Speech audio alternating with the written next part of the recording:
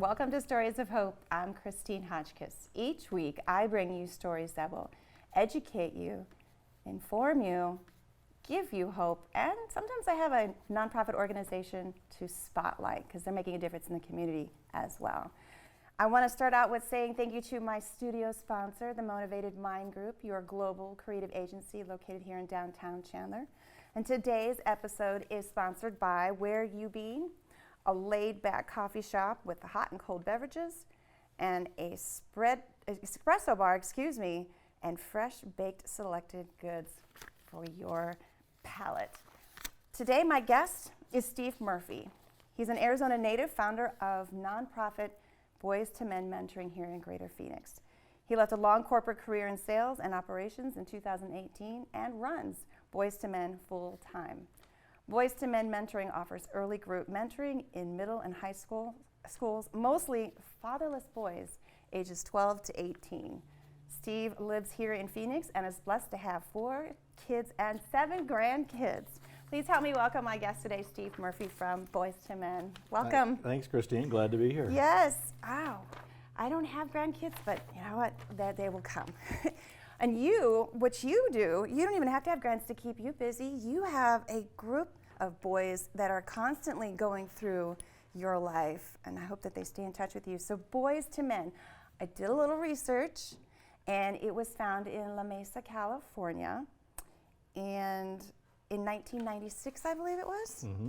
And the story behind that, I was actually going to let you give that because you're the Phoenix location. So give us a little bit more about that. So the men in the San Diego area realized that they actually had neighborhood moms coming to them saying, "Please help my son's getting in trouble." And so they basically started kind of a outward bound, taking boys camping, and they realized it really wasn't impactful. It wasn't long term.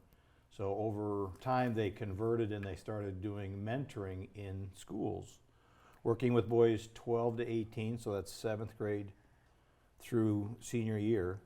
And what's amazing is people around started to hear about the work they were doing, and they said, "Hey, what's going on?" And they just handed them the manual. So now there's 14 centers in the United States that are all independent, not 501c3s. There's a couple in Canada. They're all over Europe. One just opened up in Germany. So it really is the founded on the generational tradition of the elders have to watch out for the next generation, or else we as a society are in trouble. And I will say that I know you can agree with on this one is the generations are changing, and the needs and the resources are different for each generation, and the information that we can give to one generation may be received differently from the next generation. So you're hoping that whatever that manual is, which I should have been born with a manual so I could have figured this out, but that doesn't happen. I didn't get mine either. That's okay. It would be helpful, but because there isn't that, I think life is about all the different learning processes. And so one of the things I saw is the mission is empowering teen boys to follow their dreams. Now, to follow your dreams sounds like a big thing, right? We're not even sure what it is when we're a kid, but we know there's something that we want to do more than where we're at that time. Even as an adult, I feel that same way at my age. I know there's programs. Tell me, how do you empower these teen boys? Because that's a tough thing for teenage boys. Most mentoring organizations are career or academic. The boys we work with see their grades improve. They have improvements in their behavior. They have a deeper understanding of social emotional factors. But we're not tutors. We're not counselors. We're not really focused on driving them to a place. We're not there to teach them anything. So the Boys to Men process is basically a lot of open-ended questions. We show up. It's a guided process. So we sit shoulder to shoulder versus a teacher or a counselor where it's counselor-client. That's a directed model. We just meet the boys where they are. We ask them, who's the man you want to be? Where are you going in your life? Are the choices you're making consistent with that man? Without judgment, shame. So we listen, we accept, we encourage, we model healthy masculine. The thing we don't do is we're not there to fix them. We're not there to rescue them, to project our values onto them. We really come from the standpoint of what you need. You may not be aware of it, but it's in there. So we help them find the change that works for them, because that's more long-term sustainable than when adults try to install their change into a kid. Well, and it's great that you say that, because when you were just talking about the model of being direct with it, it's a counselor and a client or a student, and you're coming to that level, it's easy, even if we're at our own age, where someone comes to us, I'm like, I don't understand that. Could you not bring it down a notch or two so I can understand it? Just because we're adults, I tell some kids I was standing in front of a week ago, just because we're adults doesn't mean we have all the answers. By any means, we don't. So it's nice when someone else can come to that level, and especially kids, because I don't know about you, but I thought I knew it all, and as an adult, I still don't know anything. But you're coming to their level instead of an authoritative kind of way, so they're not going to rebel against you more or resist you more, and you're actually here to be helpful. Not always their friend, I'm going to assume, but a guidance. The big thing is we work real hard not to judge them. So if, we show up to meet them where they are, and we accept them, we tell them the first day they come into the group, we're not here to teach anything, we're not here to shame you. We're going to challenge your choices, your attitudes, and your stories. But who you are is okay. You're good. Right. You're good. You're not broken. These kids come out of high trauma environments. We work with all boys, but the big statistic is that 75% of our boys are fatherless. And that creates a lot of headwinds for kids. They are much higher suicide, addiction, and incarceration. So the boys growing up without dads. And unfortunately, Arizona is 38% of the kids growing up in Arizona are growing up in single-family homes, where the national average is 32%. Wow. So the need is huge. I did the math, where there's about 300,000 boys, 12 to 18, in Maricopa County that are growing up in single-family homes. So that's a big need. That's heavy, because when you think about, we hear single moms are out there all the time. I'm hearing a few single dads out there, but it's mostly the single moms, and that's a pressure because they've already sacrificed so much about themselves to make sure that their kids are provided for the best that they can. I stood in front of a student body last week of students on gratitude, and I ended up crying because they made me cry, and you just touched upon a couple of topics where they said their father's incarcerated, that they're grateful that they have school to come to, that they have their friends that they can fall back on, or that they don't have a father figure, that someone else took that leadership role. So I was like, oh my gosh, when you were saying, I was like, there's that statistic that I actually heard in just a small increment of my life for a couple of hours. So with that being said, also, I did a little research on here. There are different parts of Boys to Men. So we covered the history part of it. You have programs. What are the programs? And are they related to the family or just the boys? Yes and yes. The programs have evolved. So it started out as a rite of passage weekend that the guys in San Diego started. Okay.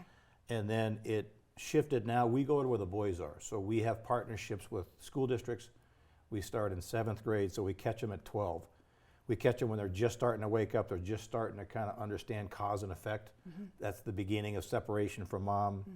And then we follow them into high school.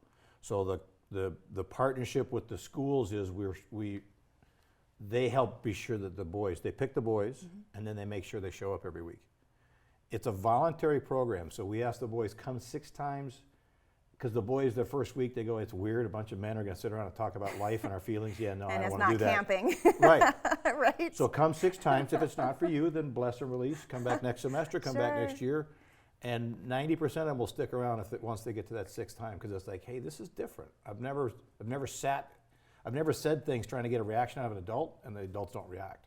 Which, I also just realized too, is not just them coming into an environment that doesn't make them probably feel comfortable, because I already know this. I have a boy that I raised differently, but I didn't have a father figure for a long period of time. Then I had my stepdad, which was a different type of relationship.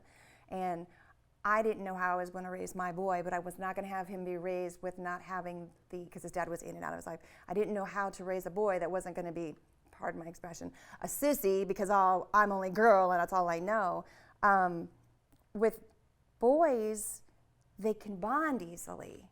They don't have to sit around a campfire. So there's that uncomfortable thing to talk about emotions, because men don't really do that. I don't know if that society has taught them that, if that's the way that's the chemical makeup. I'll get back to you on that research when I'm done with that. But fast forward on that, it's one of those, now you've got a bunch of boys that can actually get and talk about the truths of who they are, not just with you being there or whomever the mentor is, But as individuals, they become accountable for themselves in their peer groups, and they can start exchanging information or stories and build a friendship or a bond. Is that good too? We start where the boys are there, the men are there guiding the conversation, but we tell them this is your circle, and it develops into a peer-based support. We get them for 1 hour class period a week, just like going to the gym. It builds week over week. So we see the behavior shifts. We see them getting more vulnerable, getting more real, supporting each other. So we only get them for an hour. They get each other for the rest of the school day. And most of these guys have been going to school for years. They've been together. So when they start coaching and mentoring each other, that's when we know that the group is really bonded. When a kid says, hey, I'm going to go get in a fight, this kid's pissed me off, I'm going to go get in a fight after school, and two of his buddies go, dude, that you're not going to get what you want. Why would you do that? Nice. Then it's them taking care of each other. Sure. And that's where the program develops. So we start out with in-school mentoring. We still do the rite of passage weekend, but now it's more of a strategic partner where we actually take the boys out of the schools and we'll take them up to a weekend because the boys only get an hour. They're not going to get too heavy into their life in 60 minutes.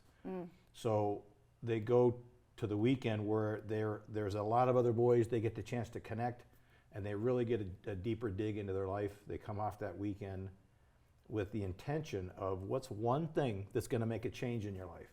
Nice. That if you do that, and then we kind of take that with us back to the school circle where they get support. Right. Not shaming or accountability, but just support. Hey, you said you're going to stop smoking pot. How you doing? There goes that accountability. Right. How you doing? Just checking in. Sure. And it gives them the chance to go, oh, you're not going to yell at me. It's like, so it really is a place where they get safe. The boys, there's two reasons that are very consistent as to why they come every week. Okay. First off, the big thing is, the peer thing. I'm not alone. Wow, you guys are going through the same stuff I'm going through. You don't have a dad at home or you fight with your stepdad or whatever it is. And then the second one is, I don't have this anywhere in my life where I can get real without being judged or shamed or made fun of. Nice. And so when they're 12 and 13, that's a new experience for them. So rite of passage weekend, in-school mentoring, and then we also, during COVID, it was just, we kind of stumbled into it. We always knew that we had to integrate the families. I've had people that do drug counseling, and they say you can't really connect with the kid unless you know what's going on at home. Oh, good luck with that. During COVID, we had so many moms coming through our website, please help me. Oh boy. My 10-year-old wonderful son is now 14 and talking back and throwing things at me. And so we had moms coming through our website, and so we started a single moms and sons together. We call it the family group. Nice. So moms and boys coming together, and the moms show up with the standpoint of, oh, I'm here to support my son. And then it's the same peer-based situation, Christine. They look around at the other moms going, you're going through the same thing I'm going through. Me too. So the moms get peer support, and the boys get the chance to have real conversations with their mom. Nice. And the moms get the chance to get vulnerable. And a lot of times the moms will cry in front of their sons, and the boys understand. Mom's doing the best she can, and it's hard.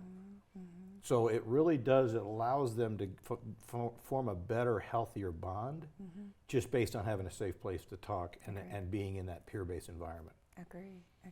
And then the fourth program piece is adventure groups, where we take boys, men and boys, just going to the park, going kayaking, going hiking just to have fun. Oh, good. So it really is, that's a little more of a informal, where boys can bring their brothers, they can bring other kids from the neighborhood, men can show up and mentor, just to kind of get a feel for what it is. So it really is a No kind pressure. of a multi-piece part of between from school-based mentoring as our core all the way through to the other programs. I like that.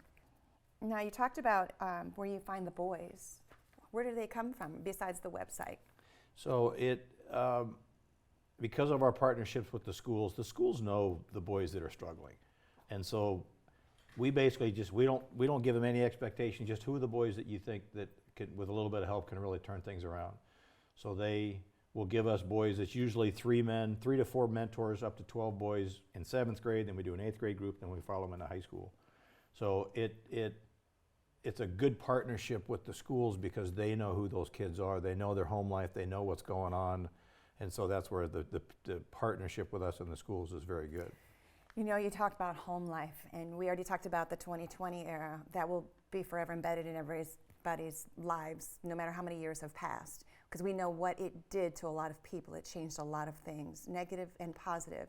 And there's some challenges that took place in these homes, whether they were single parents or just families or just an individual trying to make it through everything.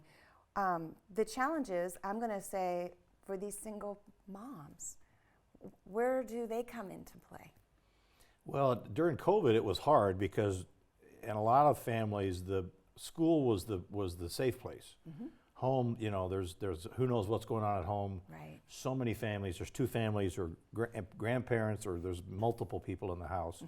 So we usually connect with the boys first. We use the school-based stuff, then the adventure groups, and then we kind of start to figure out who the moms are and what their support are. We understand the boys that need the help, and we kind of target and go after their moms, invite them into the family circle where they, you know, I've had people go, oh, you got to give the moms parenting tools, and that's not really our core. We bring the moms in to make them happier and to give them support, so then they can calm down and the boys can find what they're looking for. So it really is an integration, working with both, but our main focus is the boys. Okay, and you're working with a large group of kids. So are you in high schools? Are you in middle schools? What is it? We start in 7th grade, and it's a challenge with Kyrene School District and Tempe Union because they're not integrated. It's not a unified school district. Sure. So we basically start in the middle schools, and then whatever high school that middle school feeds, then we follow them through to high school. And so the core is 7th to sophomore, junior year. Usually, you know, the stresses, that's when the stresses and the adolescence is most difficult. Sophomore year, junior year, they're getting a little calmer, they're growing up, they're a little more mature, they know where they're going. They're more interested in jobs and moving on. So we'll stick with them through 18, but usually the majority of the work we do is from 7th grade through sophomore, maybe junior year. So now, do they meet at the school, and how large can a group be? We've got one of our middle schools, because they only give us one class period, we have a combined 7th and 8th grade both. So we have 7 mentors and 22 boys for 1 hour. We break into small groups. The group is getting so big, we're going to probably have to break into 2 different classrooms. But that's the advantage of group mentoring. The boys, they have their peer support, and the men have their peer support. And so the men kind of play off each other. It's also a checks and balance. If a man, you know, if a kid's talking about drug addiction, and you may have a man whose son had a drug addiction problem. Now the man's kind of getting hooked, and he's into his emotions, which is good to be vulnerable. Right. But you know, so the other men around can pick up the slack and support the boys. Now, you mentioned how many mentors versus how many boys in the group, and then you said that you break out into like groups. Are you giving them questions? Are you guiding them to be able to maybe them talk amongst each other as to what they're feeling? So it's kind of like a small group of counseling one another. I wouldn't say counseling, let's say gathering information to be able to support one another, what to deal with the home situations, for instance. And sometimes kids actually like to go to school to escape from home. Well, it's amazing when a kid gets vulnerable and gets real. Okay. And especially if he's, you know, kind of one of the alphas in the school, and he starts getting real, and the other boys are like, wow. Yeah. You know, I've never heard, you know, this kid get real before. Okay. And the men do the same thing. We show up as vulnerable and giving them the permission. Okay. We talk about our lives. We talk about, you know, men that were abandoned by their dads, men that were beaten, men that had alcoholism and incarceration in their home. And the boys, they never hear men talk like that, with being that vulnerable and that real. So it really does give them the permission to get real, and it just feeds on each other. So we break into small groups. It's a little less intimidating for the boys to get real. We had a kid today. He's been in the group about 6 weeks, and everything's good. I'm good. Today he broke down and he started talking about his brothers, and he started talking about the dynamic and what he doesn't like about what goes on at home. Okay. And so once the group was over, I went to the mentors and went, wow, you should have heard this kid. He finally cracked open. He finally started getting real. You felt there was that part that you're like, it does work, and then they trust you. Well, and that's just it. When we ask boys, hey, do the men in your life do what they say they're going to do? No. And so they got a bunch of men they don't know that come in and sit down, and they're like, well, why should I trust you? Exactly. So it takes a while for them to trust us. Okay. That's why we come in without any kind of real agenda or we're not trying to project our values onto them. We have a topic, but the boys check in on that topic, but they get the opportunity. If we're talking about addiction, and one of the boys gets into homelessness or whatever else, man, we'll go wherever the kids want it to go. You just talked about a topic that we can all understand or hear as adults, whether it was the 2020 era or just our own journeys in our lives. You talk about drug addiction, you talk about incarceration, you talk about homelessness. How many of these kids actually break down to tell you what's really hurting them or bothering them and they don't want to do it anymore? It's so many of these kids. One of the reasons why we started working with kids is that they don't have a say in what goes on. Right. So and sometimes they don't think they have a voice. Right. Yeah, I recognize that one in what I did last week. So we deal strictly with confidentiality in the group. What's said here stays here. That's the only way the boys can get real. Sure. Obviously we're mandatory reporters, so if there's a safety issue, we always handle it. Yeah. But we've had boys talk about my dad's getting out of prison next week, and I'm scared he's going to come home and try to be my dad, and I don't want him anywhere around me. We've talked about boys that are living on aunts and uncles' couches, or because they got thrown out of their apartment. So it's just getting out of bed and coming to school is half the battle. Mm-hmm. Smoking a math test, that's a whole nother thing. So our data we get from the school, the parents sign a permission slip when they enroll the boys, and so we get behavioral data, attendance, and grades. The first semester we will see a improvement in the behavior. Usually the second semester we'll see an improvement in grades. We're not there as tutors, we're not there as counselors, we're not driving them in a certain direction, mm-hmm. but just by having a safe place to go and being calm and getting more confident, mm-hmm. they show up differently. And then we also do the boys get to report, we do a pre and post survey that measures social and emotional factors. So in the last year, we had 7 of 10 factors that we measured improved from 7 to 28%. And that's things like, I feel more connected with adults. I feel safer on campus. I have more confidence. Wow. I'm making better choices. And so it's what we do it because we're trying to make an impact. So we really do track the measurement. I like that. And our middle schools, last year, we reduced on-campus and off-campus days of suspension by 45%. Oh, that's great. So just getting them calmed down. Uh-huh. Guess what? When they get calmed down, they got a better chance, and the teachers now aren't in a wrestling match with the kids in the class. Yeah. They got more time to teach. Well, you've got one teacher to all these students, and they're trying to figure out their own home life outside of there too. So that's a great thing for you to be there when life happens all around us, no matter what age we are. So you've talked about what the kids get out of it. What about the mothers? So just one of the moms, she shared a story that her son is the middle of 3. We started with him in 7th grade. He's now a sophomore in high school. And she shared a story, and I won't mention any names because, again, we deal from a place of confidentiality, but she shared a story that she came home she's working 2 jobs. She came home, walked in the door late at night, and the apartment was a mess. And the TV was on, the kids were sleeping on the couch, the other kids were in bed, and everything was a mess. And her original reaction was to get mad and scream and yell and get out of bed and clean the apartment. And she just caught herself because of the work that we've been doing, where she says with Boys to Men. She caught herself and she said, man, my kids are under the same roof as me. Everybody's safe. I'm going to bed. I'll deal with this tomorrow. Mm-hmm. So it really just kind of helped her take a breath, mm-hmm. and rather than just being reactionary, just to kind of be focused more on, oh, okay, mm-hmm. we'll figure it out. Good. So it just kind of that lowers the temperature a little bit for everybody. I like that. It's amazing when we ask the moms and the boys, what do you get? Because some of the stories are pretty impactful. Well, before I ask my final question, where can you be found? Should someone want to find you that's not in the school system, so if it's not in their area? boystomenphoenix.org or info@boystomenphoenix.org. We rely on the community support. We don't charge the schools. We're a volunteer-based organization, and so we really do need men that are willing, that have passion for kids, that are willing to give 1 to 2 hours a week, so 4 to 8 hours a month to come in and sit in a school and be a mentor. We're looking for guys that are younger, guys that are more, that the boys can really connect with. We're looking for a lot more cultural diversity than what we have, because the boys are very diverse.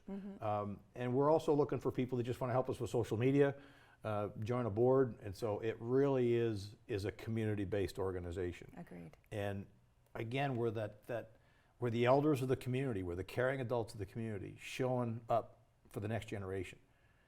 If not, you know, we're going to be in trouble as a society. So it's part of, so we provide training for the mentors, and they get a lot of value. I think the return on investment is much more than what their investment time is. You know, there's one thing that I have learned in my short years of life, being my age.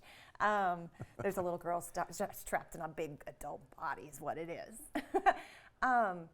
What I've experienced with my own way of raising my son and my daughter, because my son will be 28 at the end of December, and then what I had to deal with, there's each generation that is trying to fix something from a generation before. Could you say if I'm right or wrong on that? Yeah, it's generational trauma. You know, that's one of the things we talk about, is we're trying to create generational healing. We're trying to help boys understand how to be good men, how to be good dads, because they didn't have that. Did the best they could. How are you going to be different? How are you going to show up when you have kids? Well, here's another equation.